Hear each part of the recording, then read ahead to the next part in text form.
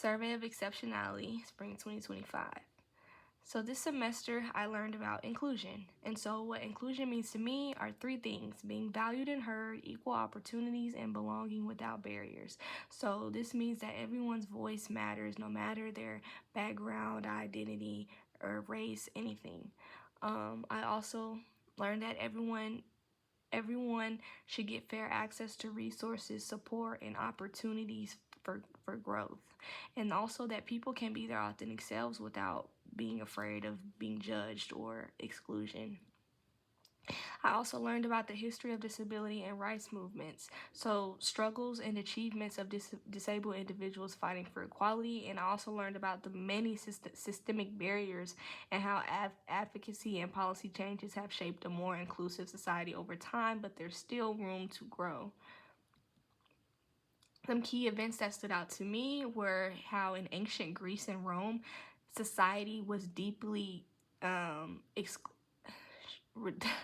society was deeply exclusion, societal exclusion, yes. So disability was seen as a burden. They practiced a lot of eugenic infanticide just for religious reasons. And also another thing that stood out to me was the major progress that emerged with the Rehabilitation Act.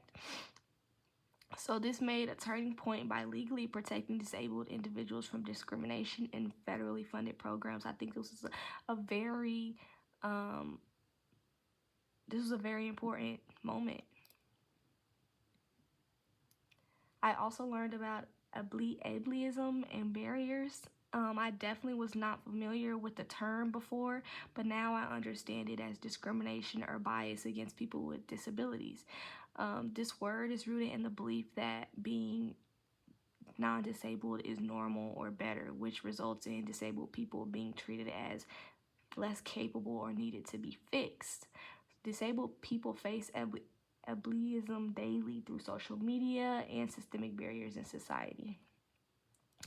So inclusive environments are something that's very crucial, and I learned that so much over the semester. So accessibility means designing environments, tools, and technology so that everyone can use and benefit from them.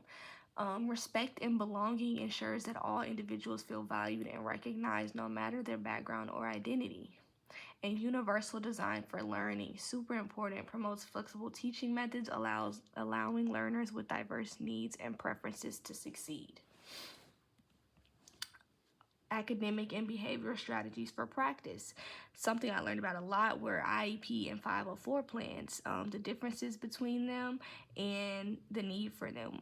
We also learned about the multi-tiered system of supports, and we made a few of our own visuals and accommodations and accessible technologies and behavioral intervention. Personal learning and future practices. So recognizing the importance of understanding these diverse accommodations support individuals with disabilities in many different settings.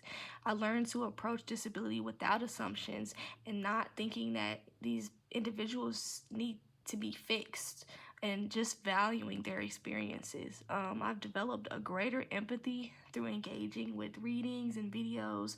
The many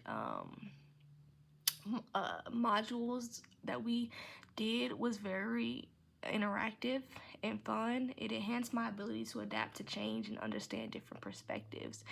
And I also acknowledge the collective responsibility that we all share when it comes to dismantling ableism and fostering a more inclusive society. Yeah, so thank you. Thank you for watching.